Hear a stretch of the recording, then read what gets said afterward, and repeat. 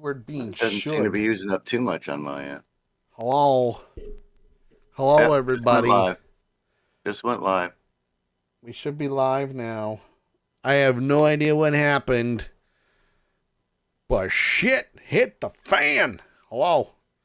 All right, so we got that. We got that. And we have sound. Yay for sound. Perfect. Perfect. So, shall we jump and run while we have the chance? Yeah, do the intro. In 3, 2, 1.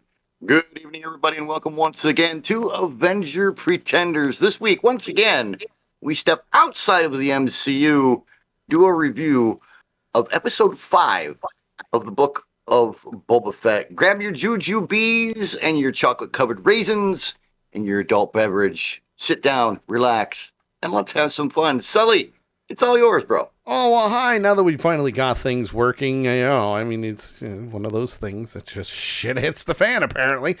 Gotta love it. Welcome to Avenger Pretenders. I am your host, Sully. With me, it's JT. And, of course, our third chair, Western Echo, who is here. And, yes, his video is there. And Discord apparently is eating up a lot of resources, but it is what it is. Sorry. As long as we get the audio, we're good. Yay. Yeah, we don't care if we see his ugly mug or not. But for some reason, I'm not allowed to toy with things outside of work or something because apparently I break things. Just trying to make things a little cooler, make things better. But apparently it doesn't work. So let's get right down into it because we already lost 15 minutes, so we may have to go 15 minutes over. Wow, episode, what is this, 6? 5? 5. Episode 5 of the Book of Boba Fett, also known as episode 1 of The Mandalorian Season 3. Cannot argue with that. You really can't. Cannot argue with that. I mean, I did literally at one point during the episode look at Kay and say, are we watching Boba Fett or Mandalorian? Well, we're watching both, maybe. Maybe. I mean, you know. It is the first time I have ever seen an episode that had, it was about 50 minutes. Yes. And maybe 3 minutes of it actually had anything to do with Mando. Or with Boba Fett, sorry. With Boba Fett, yeah. See, that's the influence that the episode had. So that goes to show some questions that have come up. I've seen it on Facebook. I've seen it Twitter and all over the social media frenzy about the show, where a lot of people really aren't liking the show so much. The show or the episode? The show. Which show are they watching? The show that's overall? what I want to know, because the show overall is like 4 3/4 for me. Right? It's really good. The writing is fantastic. And the only reason it's a 3/4 was because, they lost a quarter for having a Mando episode. Oh, come on. Fett episode, Come on, you can't hold it against Mando. I'm holding it against Boba Fett. Oh, okay. Also had Chris on Facebook who's Chris watching. Just came in via Facebook and says, "Hi, Matt. Hi. How's it going? How are you? I'm doing fine." Doing great. We're talking about Book of Boba Fett, so we're going to get right into it. And the episode opens up where, well, what would you call it? A space station? I think it would kind of No. Well, shit. I mean, it's a world within itself. It's a Halo, but you can't call it a Halo because then Microsoft would be like, "Hey, what do you think? What would you call it?" It was a space station. Space station. Okay. I gotta go with you. How on that how one. wait? How about this? A space habitat. Could work? Could Okay. Space habitat, because it's not really a station, because space stations are very sterile. They're very, mission oriented for whatever their purpose is, be it, sure. transferring cargo to be sent out on another ship to go somewhere else.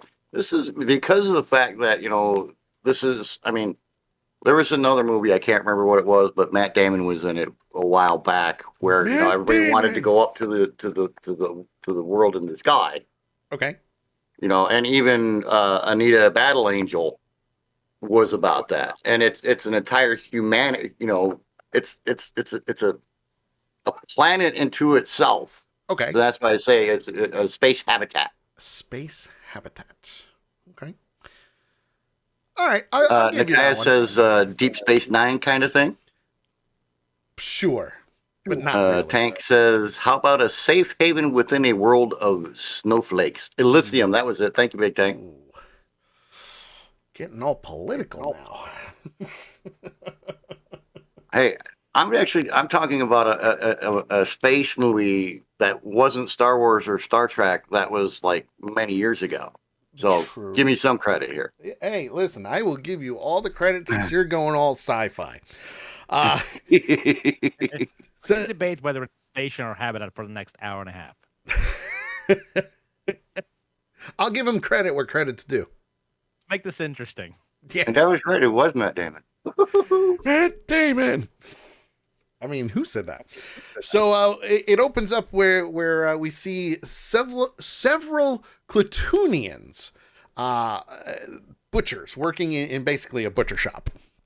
It's this whole big, you can just picture yourself like a space Rocky somewhere punching the shit out of this meat. That's pretty much what it is. It's a big butcher shop, and lo and behold, our favorite Mandalorian Din Djarin comes waltzing in, past all the workers, just walks, and when he gets to the back office, so to speak, he's looking for a man by the name of Kaba Baez, and Question. yes, How many people were disappointed there at the beginning as he's walking into the shop and you see the shadow come up in front of the plastic curtains? How many of you were disappointed when it wasn't Boba Fett that walked through? that's a really good question. I know Less than 3. I figured I thought this was it was going to be a back a tank flashback again until Mando opened the curtains. okay. So you were thinking this was all flashback until you saw Din Djarin and basically went, Yeah. ha ha ha. Yeah, pretty much. Okay.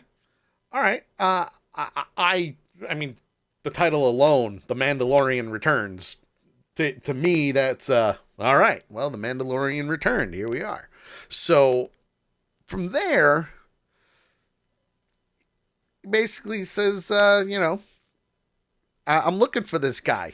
And when they asks what makes you think he's here, he's got one of those bounty hunter tracking fobs, which that would make things so much easier for people to find people if that actually existed. And as they're talking, they're basically saying, he's my target. I need to bring him in. And You can come in hot, or you can come in cold. Well, that and Baez is denying the whole thing. He's like, no, that's not me. That's somebody else. That's not me. So Din Djarin replies by showing a hologram of his face, and it matches. But he denies it. So, like JT just mentioned, we can do this the easy way or the hard way. You can come in cold or dead. Or you can come in warm. Warm or cold, right? Is that what or you what can he says? come in cold. Warm or cold. And did you notice how the way they had this guy and everybody around him respond was still in line with trying to keep this whole feel of crime families and mafia? Yeah. Whole demeanor of their whole conversation. That doesn't look like me. It looks like somebody else. You're gonna make him an offer you can't refuse. And don't get me wrong, yes, it could have looked like somebody else because Very Godfather. they all looked alike. They really did. They all looked alike. He was the only one that had what looked like two earrings in his nose, you know. Right.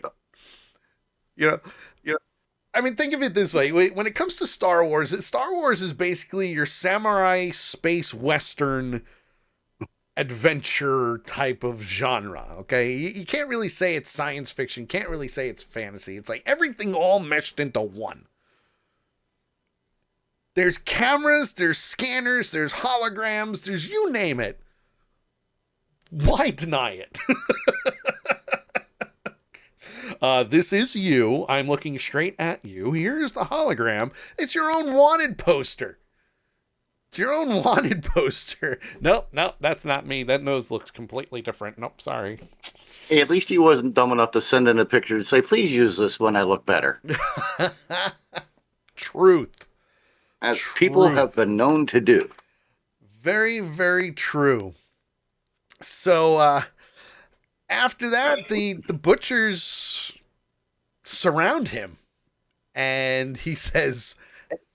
I love this. It's I'm giving you all the chance to walk out right now.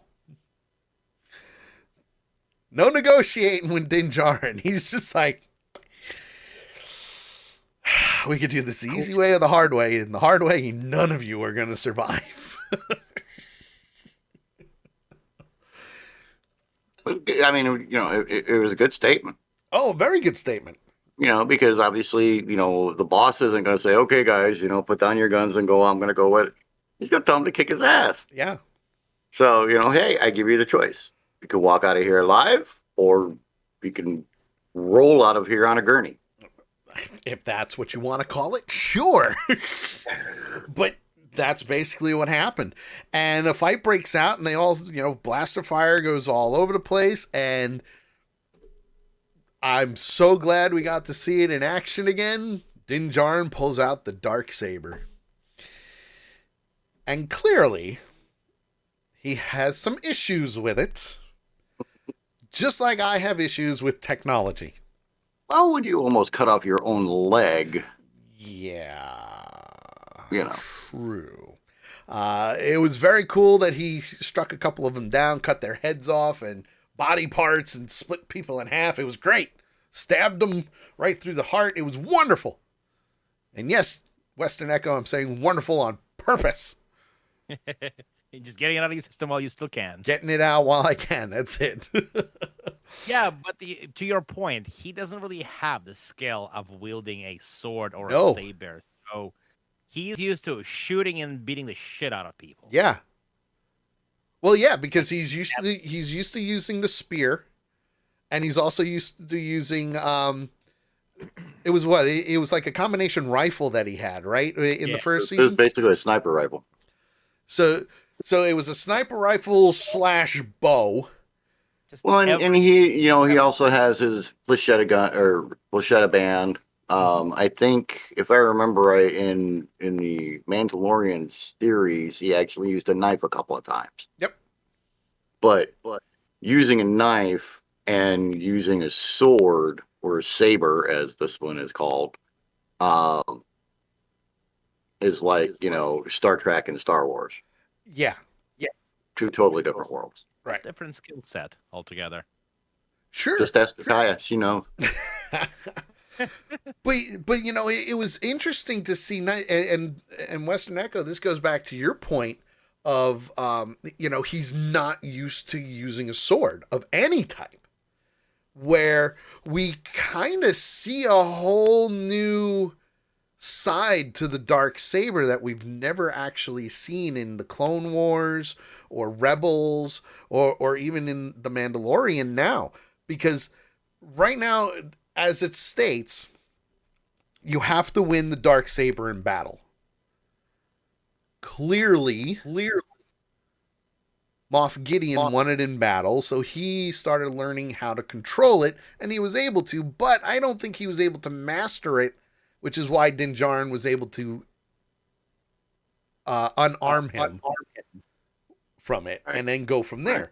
So So now we're starting to see a little bit more that, there is something different about the Darksaber. You know, it started getting heavy on him, which is why he screwed Almost up cut his leg. off. Right, he almost cut off his leg. So now we're seeing a lot of different things happening to him, and we don't understand why. So from there, uh, one of the Klatooinians runs out of the office, and Dinjarin cuts off the guy's head and brings it out with him. Brutal. And I'm so glad they did that. Now, granted, you didn't see it. Well, you saw the saber go. Right. But you didn't see like blood spurting out, because you're never going to see that. But it's still one of those things where, hey, we can still do PG-13, almost rated R when it comes to Disney type stuff and Star Wars. Because you can't sugarcoat a scene like that. He's a bounty hunter. You're either going to come in warm or cold, and if you're coming in cold, you're dead. Simple as that. You're dead. Doesn't mean you get stuck in the freezer while he's transporting you. Well, I mean, he could. He could. But I like the speech he gave them when he walked out with the head. Oh yeah, that was ultimate. I mean, that was awesome. And what was that speech, my friend? He was like, if I know there are some, what did he say? There are some credits that I have no right to. If you would do me the honor of letting us. It was so well phrased. It was, I have no issues or quarrels with any of you. There's a desk full of Republican credits in there that I have no right to. Yeah. But if you give me the honor of letting me pass, you can go and take what you feel your former employer he said owed you. I like how he made sure to put that former in there. And the funny thing about that is most bounty hunters, you would never hear that come out of their mouths. Mm-hmm. So, yes, even though he's a bounty hunter, yes, he's taken lives, yes, he's killed, done whatever he needed to do, protected Grogu, did what he needed to do then, too. He was still very respectable to the innocent people. And the one thing I don't know, and I'm sure a lot of people that watch this show don't know, is the full Mandalorian code. Right. The Mandalorian way, to whereas, and that was my thinking too, because I'm like, dude, if it had been me, I'd have walked out with 2 bags. One with the head and one with the money. And said, hey, I left some in there for y'all, but I'm taking this because, Well, I but you got to remember, when it comes to that, okay, his bounty is probably a lot higher than what was in that office. Maybe. It's you can never tell. It depends on how highly he was wanted and what he was wanted for. Very true. As we'll see, I think this was more of a personal bounty than like a federal bounty kind of thing. You know what I mean? Yeah, kind of, but at the same time, it's a bounty. Anybody in the galaxy can put a bounty on somebody's head. As long as you pay, you're going to collect your bounty. And the literal definition of pay to play. Right. And in this case, now we see him leaving the butcher shop, and he's limping because, he's screwed up his leg with the black saber. And we see him walking through the streets of this thing that we've never really been able to figure it out. I mean, it's kind of like a Halo type. Is it a station? Is it a habitat? No one knows. Let's see. You know what? I just did a little bit of research. It's called What? it's called a glavis. Yeah, I like space humanity better. Or space habitat better. Glavis was an open looped ring world that contained a city home to a variety of species. Day and night cycles occurred due to the sunlight that passed through the open loop. Okay. So it's a halo. There you go. It's a halo. Simple as that. It's a halo. But they couldn't use it because Microsoft already owned it. Just putting it out there. So anyway, we see him walking through the streets carrying the head, and he finally gets to a turbo lift and takes the lift up. And there was another alien that went inside with him. And it's kind of like one of those awkward silence type rides where if they wanted to be funny, all you had to do was put elevator hold music on. Because that would have been hysterical. That would have been hysterical. Well, and then you get the Hi, how are you? yeah, the look but not look thing, and Mando goes, good to see you. This is my stop.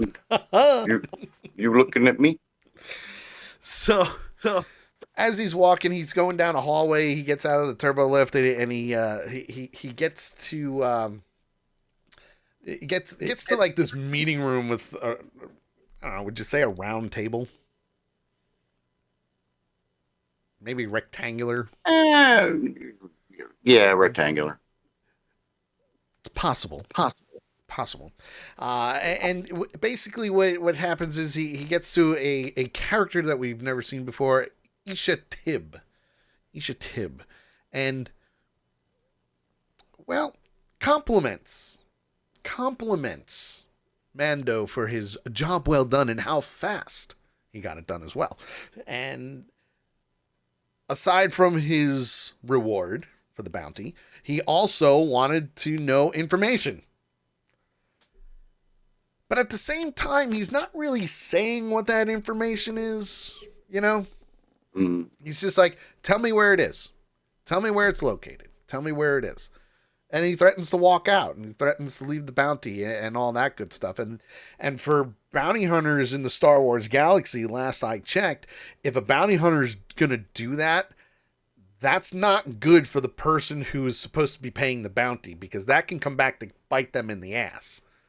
Which is why they're like, no, you gotta take it. You gotta take it.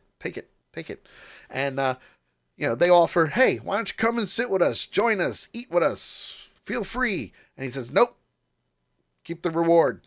All I want is information. That's it. Just the information that he asked for. But he did take the reward. He did. He did finally walk out and took the reward, because they also gave him the information of that he needed to go down to Kalzuk Alley, and it's in the heat vent towers. I remember that specifically, the heat vent towers. And I'm saying to myself, what is he gonna freaking crawl through the ducts to find something? Like what is he looking for, you know? And after that, he finally gets to the point where he's walking, well, limping through the alley, and he uses his ultraviolet scanner from his helmet, and he finds the mythosaur markings of the Mandalorian right above the door. And that is your clue of, oh, they survived. Wonderful. Who survived? How many of them? So we see him finally come up to the Mandalorian stronghold in the city that's basically just a couple of heat vents. It's not very glamorous at all, to be honest. Well, and that was after almost falling off the ladder. Or, not a ladder, but well, yeah, basically a ladder that he was trying to go down. Yeah, well, I mean, burned leg from a dark saber. I think that could hurt just a Just a little little bit. bit. Just a little. Just a little bit. You know? So he's finally reunited with Paz Vizsla, and they tend to Dinjarin's leg, and she asks him how he got this burn, and he presents the Darksaber to her. And she goes through the whole history of the Darksaber again. Well, and the one thing I noticed Mhm. when she asked the other guy, I don't know his name, but she asked the other Mandalorian guy to bring it to him. As soon as he saw it, his attitude changed. Yes. It's very subtle because obviously, you can't see his face and everything, but his mannerisms Okay. changed completely when he saw the hilt for the Darksaber. Yeah. Yeah. Whoa. Why am I echoing? That's weird. You've been doing it the entire show. Really? Yep. That's weird. That's weird. Sorry about that. You don't do it all the time, but it does it every now and then. I might have to fix some things. But anyway, so yeah, and when you think about it, you're saying to yourself, okay, well, why is his attitude changing? Like, you can see it in his body movements too. You know, it was one of those things where The way he looked at it when he first got it was just, exactly. So they go on to she goes on to describe the legend of the Darksaber and how one warrior used it to defeat like 20 or so, or all that good stuff. And then he presents the Beskar staff. And she says, "Where did you get one of these weapons? Who made this weapon for you?" And he told her that it was a gift from a Jedi. And she goes on to explain, "Well, this is the only thing that can pierce Mandalorian armor." Okay, makes sense. And how dangerous it is. How dangerous or deadly it could be to the Mandalorian race. Right. Which I found very interesting. Yeah, I did too. I thought it was interesting to know that, but at the same time, I'm like, wait a second. Are they really pulling the adamantium bullet can only pierce adamantium metal from Wolverine? Are they really pulling this with Mandalorian Beskar? Like, oh, well, I mean, we already saw in the freezer room fight that, the Mandalorian armor can deflect multiple laser shots. Well, it's also the only thing that can, kinds of guns. It's the only thing that can block the lightsaber too. Mm-hmm. Everything else the lightsaber can cut through, but Beskar it can't. So as he's sitting there and talking to her about the Beskar, she's mentioning it. They go through a whole bunch of different lore when it comes to the Mandalorians and the tribunals and all that other good stuff. And she asks him what you would like me to forge out of this Beskar from the spear. So he loses the spear, but I love what he did with it. Oh yeah, this 50-year-old kid is going to be freaking badass when he's older, because all he wanted was something for Grogu. He wanted them to forge something for Grogu because technically Grogu is now a part of the Mandalorian culture. He's a part of Din Djarin's clan, if I remember correctly.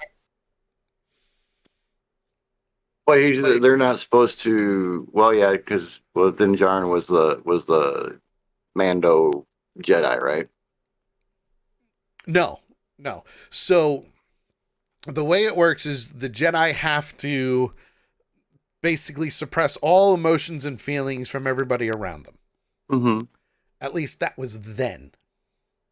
Right, but because as he's telling her that he wants this armor for Grogu, she's like, "You have no attachment to him. Right. That is the way."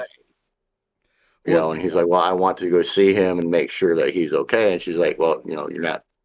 That's not our way." so, well, no. So basically, you're right, but you got to remember that she knows the teachings of the Jedi's old ways, not the new. And even But we're not talking about Jedi teachings. We're talking about Mandalorian right, but you got to law remember, or rule. you got to remember that Grogu is with his own kind. That's what she said. You have no ties to him anymore. But yes, he does, because he was his protector. He grew fond of him. He learned his name. He started caring for the kid. So, yeah, you're going to have that. Doesn't say he has to cut all ties to him. Really doesn't. It's just another way of saying, no, I want him to have something, Okay. What that could be, I don't know, because they showed like little rings. Yeah, they made him the old chainmail armor. But that's all that you really see. And I love how they wrapped it up, because the way they wrapped it and tied it, it looked like Grogu's head. It really did. It looked like Grogu's head. So before you move on from that scene, just one more thing to go back, because the conversation, it wrapped up one tiny plot hole left from Mandalorian season 2 about why Bo-Katan was with the Darksaber to begin with, which apparently a lot of Mandalorian fans were losing their proverbial shit over. Because if the Darksaber's supposed to be won in battle, then how come she had it? Because she never won it in battle. Somebody gifted it to her. So that was explained to him, that because she didn't win it in battle, that's why she lost it, and that's why the Mandalorians lost the planet. Right. Because, and that goes back to tying not just the Mandalorian, but that goes all the way back to the Clone Wars TV show. Right. And I'll tell you what, that freaking bombing raid that they showed. Oh, yeah. That was like every freaking bombing raid from World War II times 3 all at one time. And just to touch on that, JT, it was amazing. They didn't show that in the Clone Wars. No, they didn't. But it was speculated in Rebels. Mm-hmm. But you never saw it. And right. I don't remember Bo-Katan being in Rebels, but I'd have to go back and watch it, because it's been a couple of years. I mean, they only did 4 seasons. But it was still one of those things where it tied up, like Western Echo said, it tied up that loose end of, no, this is why. Now shut up. That's pretty much what that was. That was Jon Favreau and Dave Filoni going, shut the fuck up. Here you go. Here's why. Here's the explanation. Done. Wipe the hands of it. Now go away before I taunt you a second time. And really, that is all these two are doing. They're taunting the Star Wars fans. And they're saying, F you to Disney. We're making this real. So, to touch back on what's going on, he Din Djarin just wants to make sure that Grogu is safe. Doesn't matter if he's a Jedi or not. He just wants to make sure he's safe.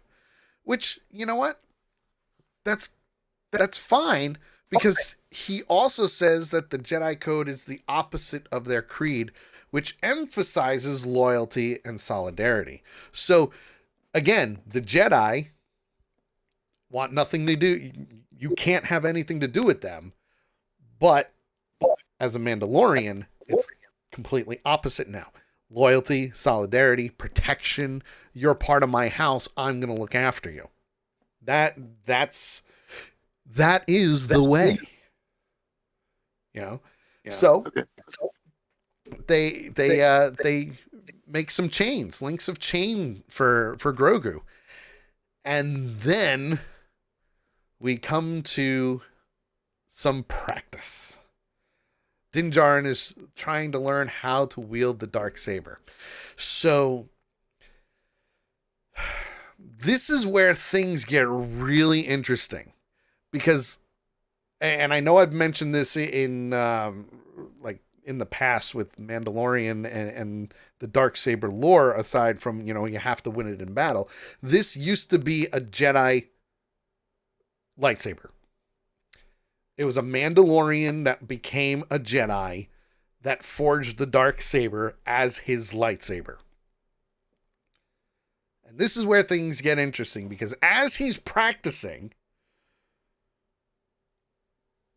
we start to see something where, as he's using the sword, it's getting heavy for him.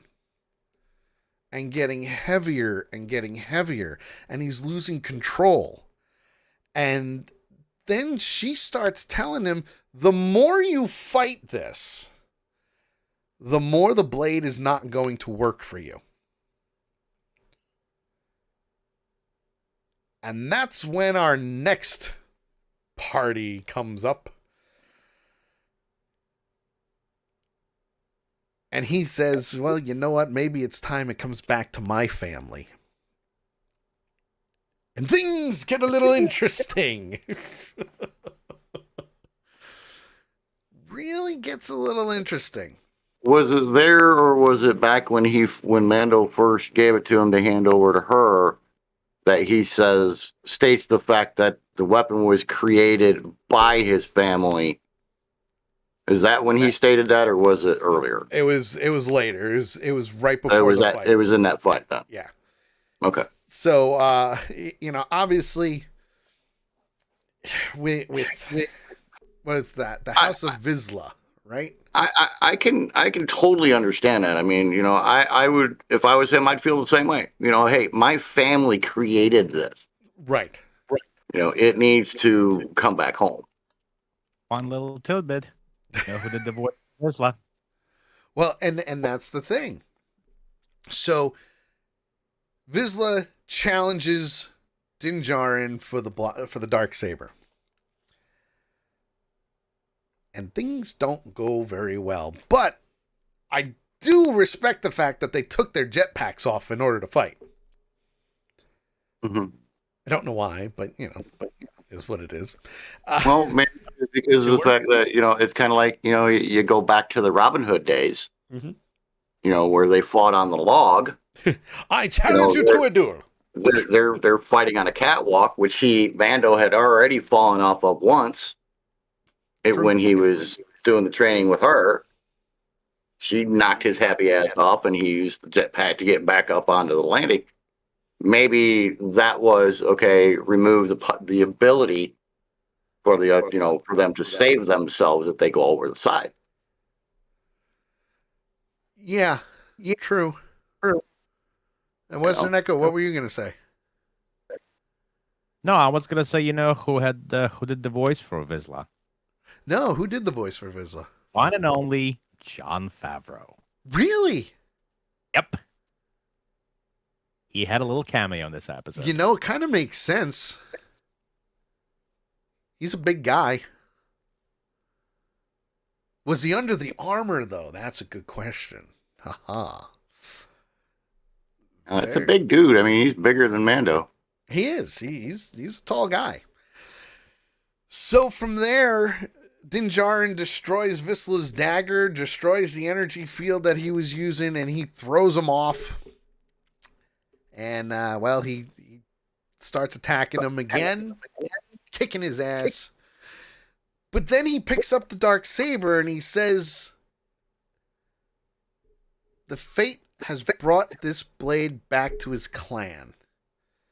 And Vizsla vows to kill Din Djarin. But of course, Mando was able to dodge and turn it around. And at that point in time, it got to the point where Mando had a knife right to Vizsla's throat, ending the You duel. just like in the WWE, you never peacock in the middle of a fight. What's the matter? You don't want to showboat? The problem No, with the you bad guys, don't. You showboat after you kick their ass. bad guys love monologuing. That's well, I know. true. I know. I know, but still, That you is don't peacock in the true. middle of a fight. That's why you fucking lost. Yep. I'm a realist, man. Come on. That is true. And at that point, we finally get down to the bottom of things, and the armorer asks if Vizsla has ever removed his helmet, and he says no. And then she asks Din Djarin, not once, but twice. Because she asks him, and he goes, what? I'm sorry. No speak English. I know. But he admits to removing his helmet. Never says how many times, but admits to removing his helmet. And according to her, by the creed that he vowed, he now is outcast from their order, so to speak. There's only 2 of them left, but hey, let's kick out Mando. Yeah, there's only 3 left, but let's disown one of them. Yeah, and I thought it was neat that he asked, well, how can I redeem myself? Yes.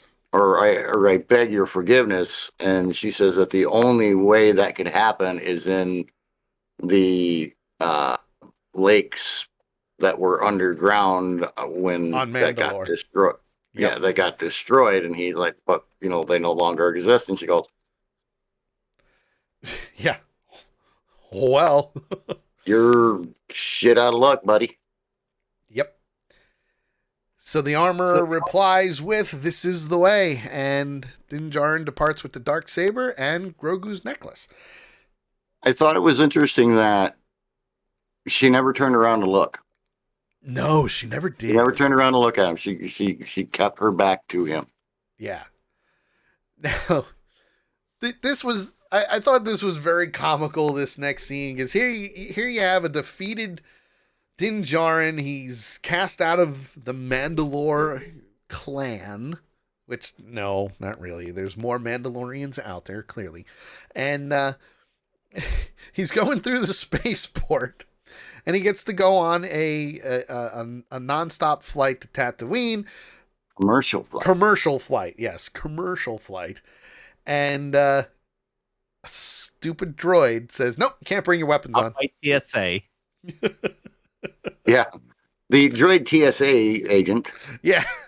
A little roundabout thing that he can kick and it'll fall off the frickin' thing. That whole thing is going to be a running joke. It's part of my religion. Yeah, it's part of my religion. Which keep happening. Which, according to Mandalore, yes, it is a part of their religion. Yep. You can't take their armor or their weapons away from them. However, if he wanted to fly commercial, he had to lock everything up. I love the line that he gave. It reminds me of, both Peter Griffin and Homer Simpson going, I know how much change is in the ashtray. Well, I know exactly what's in there. Yeah, I know exactly what's in there. But you got to remember, he also said these words, I want to speak to your supervisor. Well, no, he never said that. It was the robot that said, if you wish to speak to my supervisor, I can gladly reschedule you for tomorrow. Yeah, that's true. So it's like, yeah, you can talk to the supervisor, but if you do, you're going to miss the flight. Right. And Mando says, well, fuck.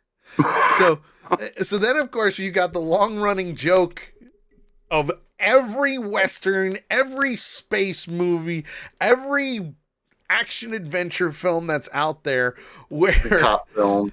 where they open up the case and just weapons are just coming off of him and getting thrown in the all the flechettes and the rope on the frickin' harpoon. So many details. Just all of his frickin', I don't know what the hell they are that are going down his chest. It was funny.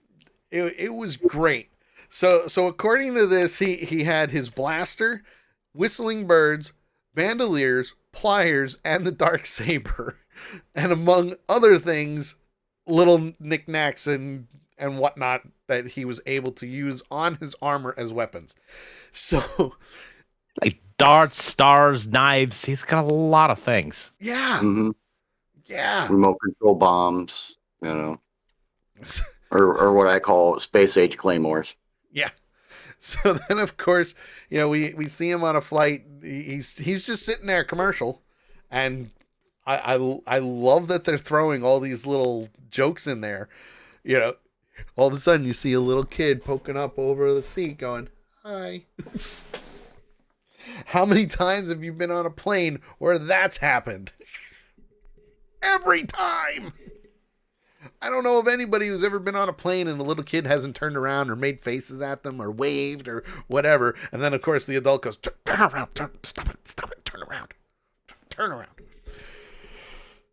So from there, we see him reminiscing of Grogu, holding that little gift for him.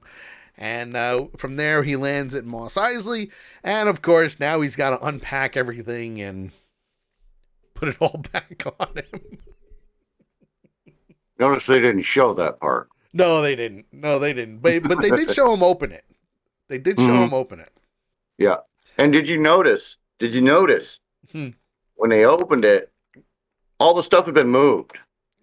Well, it was not in the same place that it was when he put it in the box. Right, because they probably took that container and threw it on there. You know, just like on an airplane. Yeah, but it wasn't all in one corner. It was all neatly arranged. Yeah, when he put it in. As compared to how it was when he put it in there. Oh, I'm sure somebody opened it. It was all very neatly arranged. Detail. Whoa. That was weird. This whole show has been weird. Right? All of a sudden, I'm doing it again. Big Tank says, we all know that if Sully is to fly with his family, the missus would yell at him because he would be the kid. No, his missus is smart enough not to fly with him. Far from it. Yeah, tell that to her since we went to Hawaii a couple of years ago. Coming home was brutal. So from there, he lands in Mos Eisley. He's got everything back, and he goes. All of a sudden, we cut to Peli Motto's unit, the hangar that we saw in Mandalorian season 1 and 2, really, and good friends. They're buddies now. They're buddies, mostly because of Grogu, but they're buddies, and. He tells her, listen, here I am. Hi, good to see you. And he shoots a womp rat. So good for him. That saved her. Yes, saved her. Which, by the way, if you don't know what a womp rat is, Luke Skywalker can target one of those on his T-16 Starfighter. So just putting it out there. How far away? Well, it's pretty far because, womp rats are 2 meters wide. I'm trying to remember what he said though. He actually gave a distance when he said it, but I can't remember what it was now. It used to be. It's no bigger than a womp rat. I used to target those in my T-16 back home. So good tie to Star Wars there, and basically, she's yelling at the droids, go get the womp rat. He saves her, and he's looking for a Razor Crest. He's looking for a replacement for a Razor Crest, and she says that she has one. Cool. Replacement for the Razor Crest that was destroyed in season 2. And no. Well, yes, but no. Uh, so she says, yes, I found the perfect ship for you. Nope, not a Razor Crest. It's an N1 Nubian Starfighter. Great throwback to the prequels. And the first thing he says is, I'm out. Give me my money back. Done. I've had it. Don't want to do it. But she convinces him. She eventually convinces him that, hey, listen, this is one of those things that's pre-Empire, and it's not registered. You don't need to register it. There is no way to track it. But after I'm done with it, it'll be the fastest ship in the galaxy. Okay. Should be interesting. Should be interesting indeed. Oh, did we lose Echo? Well, like the camera at least. We lost your camera, dude. I think we lost him too. Deadass. You guys hear me? Now we can. Yeah. Yeah, my Discord died. Had to restart. Whoops. Make sure you turn your camera on. Like, You remember how to do that? Wait a minute. Possibly. Hey, his mic's working better. Yeah, it sounds really good now.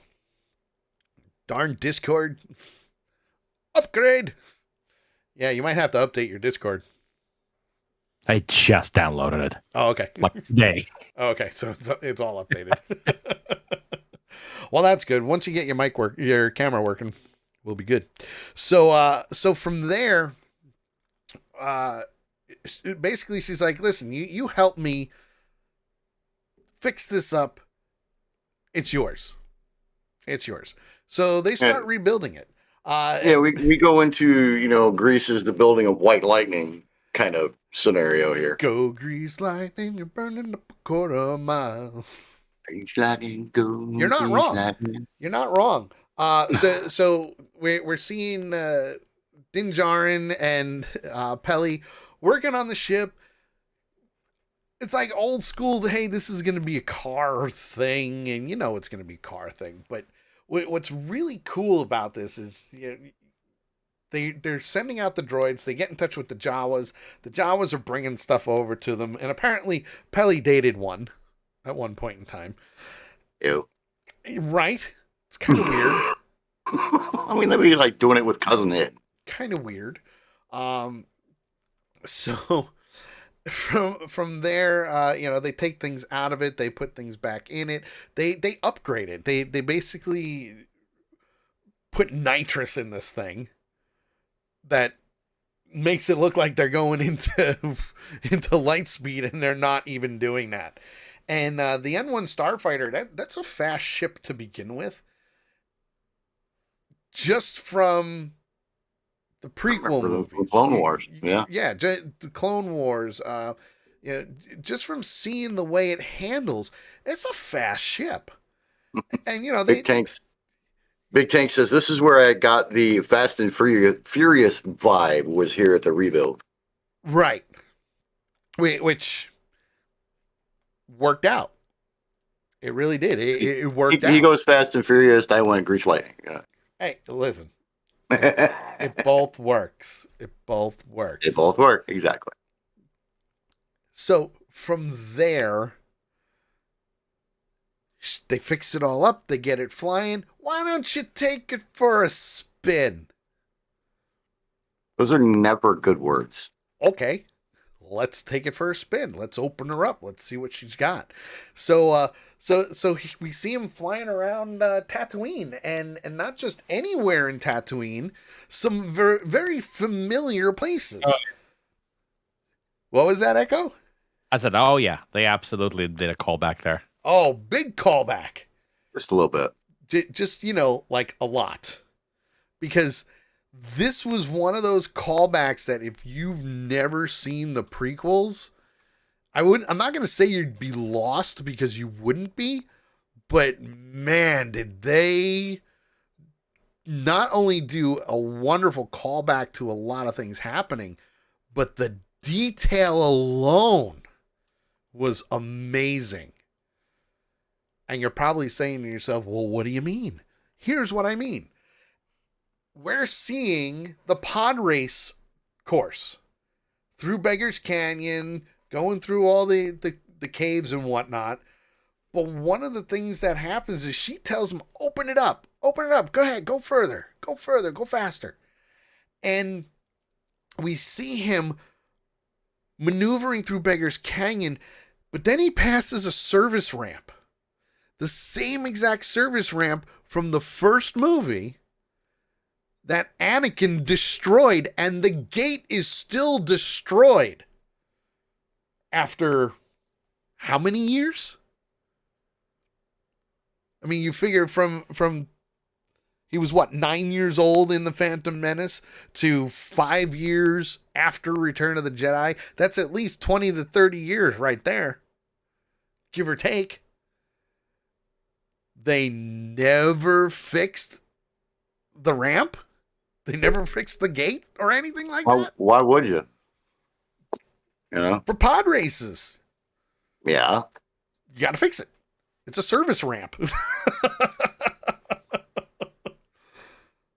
Of course, in this case, I'm sure it was probably better off that they did what they did because, hey, you never know. But yeah, the detail was just crazy. Actually, you know, I could probably tell you why they didn't fix it. Why? Because if they would have fixed it in this episode, you would have had people saying, wait, this puts the timing before he wrecked it or before he broke it into pod race and blah, blah, and everything else. I can almost guarantee you that's exactly what would have happened. You know what, JT? I will give you that one. So they left it broken so that they could say, fuck you to those people. I will give you that one because you're probably 100% right on that. Without a doubt. Wouldn't you, Echo? Echo, you would have done it, wouldn't you? Right.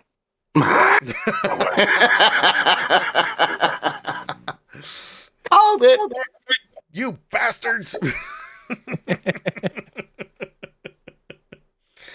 Oh, I love it. Yeah, you know, it's just you're not wrong because there are good Star Wars fans and there are bad Star Wars fans. The bad Star Wars fans, honestly, they think they know what they're talking about and they don't. Then you get the good ones that actually, know Star Wars lore and go, no, dude, seriously, like, come on, stop. You're no. So from there, during the test flight through Beggar's Canyon and all that, now he takes it into space.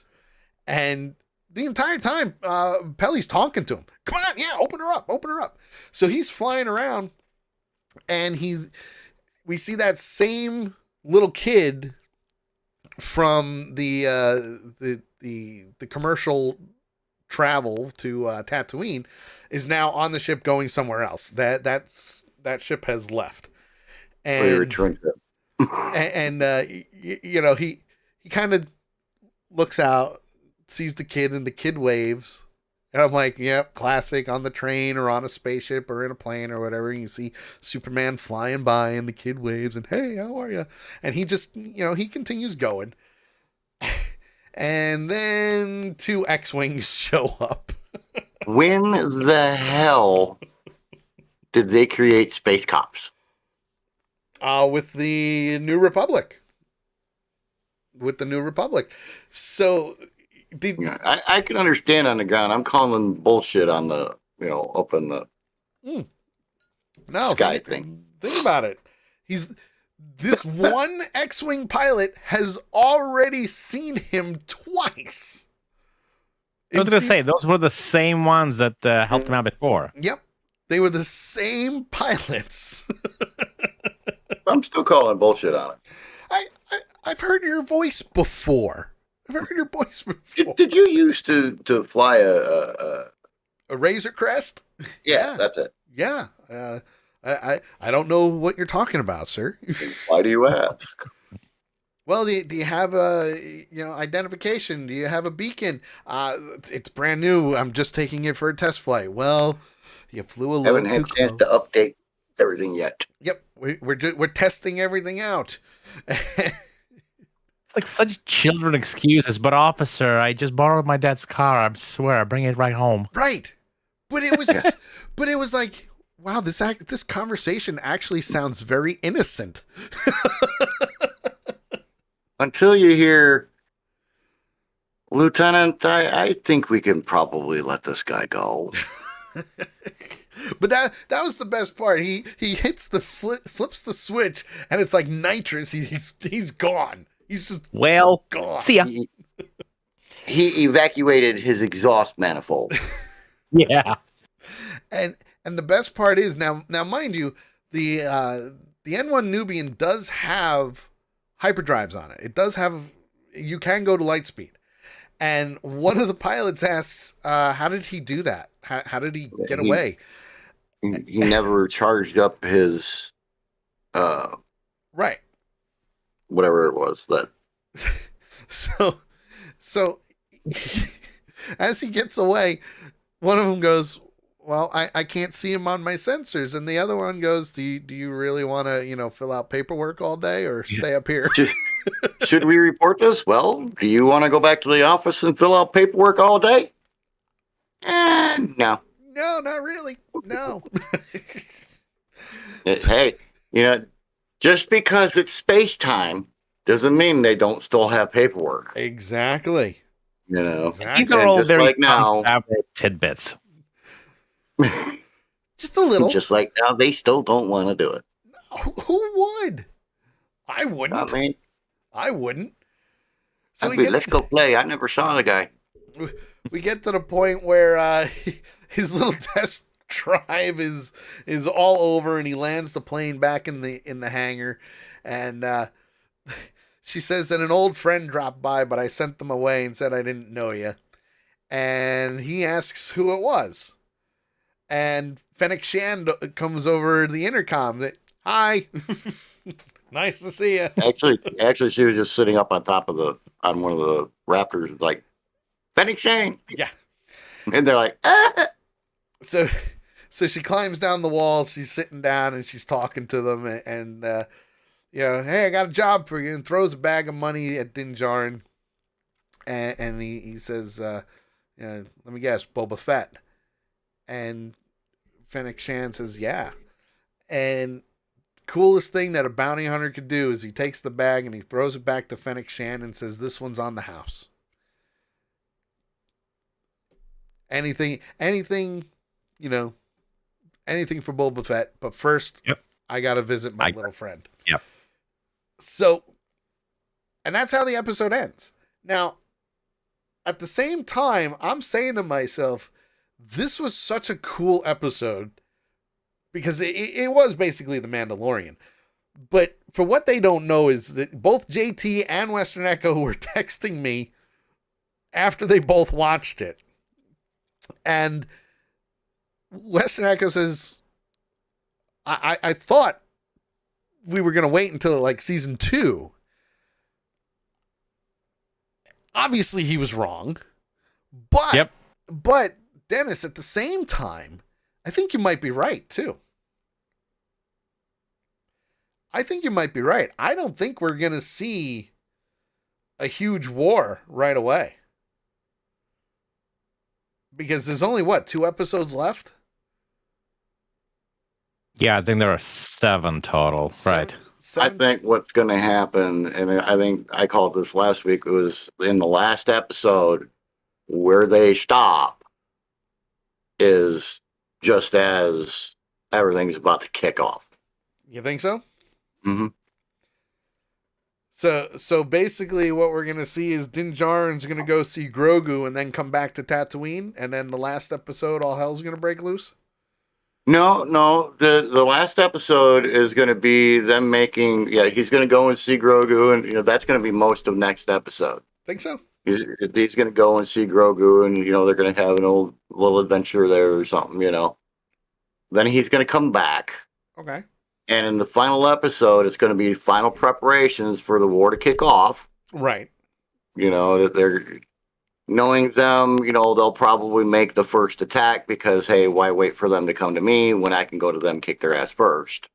True. So, they're going to set, plus, I mean, think about it. They're all bounty hunters. They are. Yes, So that's what they do. they do that. So they're gonna end the episode with them doing the preemptive attack. And it's going to be the end of episode 7, which is going to make everybody come back for season 2 because they want to see the war. Of course they want to see the war. They want to see the war with the Pikes. I want to see the war with the Pikes. I think it'll be fantastic. I think that's how they're going to do it. All right. So JT. Big Tank says the season will end on drama for the build of the war, which will be all of season 2. Which is a possibility because then you can bring in the Mandalorian. Actually, you could probably make all of Mandalorian season 3 the war with the Pikes with Boba Fett. So now you see theories are starting to come out now. 3 is going to be after the war. Think so? 3 is going to be after the war. Okay, all right. So to me it kind of makes more sense if they put season 2 of Boba out before season 3 of Mando. Right. So that's going to be the trick. So JT, what do you give this week's episode of Mandalorian Helmets? I'm going to give it a simple 4. Okay.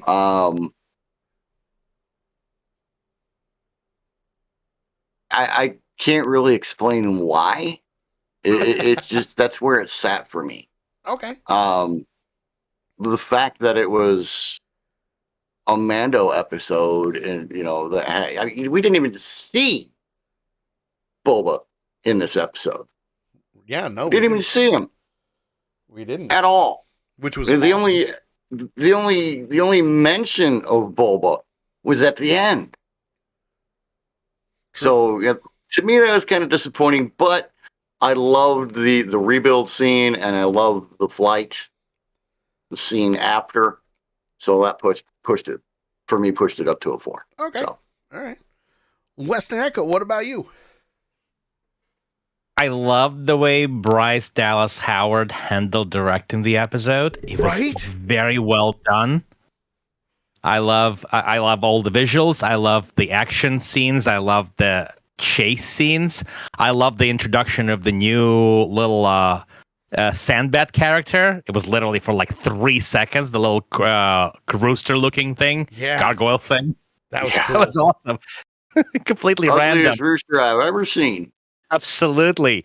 As a Book of Boba Fett episode, I would rate it a 4, as same as JT, but as a franchise episode, it's a 4.5, solid. All right. That's as a Mando, I'd give it a 3.5. As a Mando episode, actually. See, now we're crossing into some shady. Go figure that one out, folks. Well, for me, I'm giving it a 4 also. I thought it was very well written, very well directed. The cinematography was just amazing, and I'm loving what they're doing with the technology that's out there now, creating all these different alien worlds with just screens, which is amazing in and of itself. And the whole series was written by Jon Favreau. So every episode Jon Favreau wrote. And it's funny because I sent it to JT and Dennis before the show. I saw a video on TikTok, and it's basically just a guy dressed as Mando walking out of a house, but it's got that subject line of when you need Jon Favreau to save a series. And it's Mando walking out of the front door of this house with Stone Cold Steve Austin's music playing and JR going, "It's Stone Cold, it's Stone Cold." Listen, I will back that up 100%. If you want anybody to rejuvenate Star Wars the way they've been doing it, Dave Filoni and Jon Favreau. So I'm giving them hands down credit. They are wiping the floor with doing Star Wars without a frickin' Jedi. Yes, we saw Luke in Mandalorian Season 2, but it's not about the Jedi. For once, it's not about the Jedi. And I'm loving it. I love seeing all these dark places that these characters are going. So I say, keep it up. It's solid 4. Franchise-wise, if I was to say it, I'm at a 4 to 4.5 right now. We'll see what happens when it ends. That's for sure. That's for sure. For sure. So, with that being Oh, by said, the way, here's yeah, the kicker. I asked Kay what she would give the series so far yeah. today. And what is 4 Kay say? helmets. 4 helmets. All right, cool. 4 helmets. 4 Mandalorian helmets. I love it. I love it. I love it. I love it. Well, with that being said, folks, that is the end of this week's Avenger Pretender episode. So for Western Echo, there he is. You can see him. Hi. For JT and, of course, myself, don't forget to tune into The Sully Show live on Tuesdays at 8 p.m. Eastern. And we will see you guys next week for Avenger Pretenders at 8 p.m. Eastern, where we discuss Chapter 6 of the Book of Boba Fett, which debuts this Wednesday at 3 a.m. Eastern Time. Yay for that. And Disney Plus does not sponsor the show, but it would be really cool if they did. We will see you guys next week. Have a great one, everybody. Bye-bye. This is the way. Dude, This is that's the way. awesome. This is the way. So we are going to do a raid, and we're going to do a special raid because one of our friends is celebrating 2 years streaming on Twitch today. And she was the first person to raid our channel with her wonderful audience. So we're going to go raid Simtricia, folks. That's right. 2 years. So make sure you say Punchers Unite and say happy anniversary as well, because, well, she deserves it. She does. Simtricia. There she is. Boom. So we will see you guys tomorrow, 8 p.m. Eastern, for the Sully Show. It's gonna be a doozy. We'll see you later. Goodbye, everybody. Goodbye. Goodbye. And the raid is almost ready. Punchers Unite. Go for it, folks. Punchers Unite. P. And come on. Do that. Do that. And do that. Do that. And here we go. Rating. Later, people. Later. Maybe. Come on.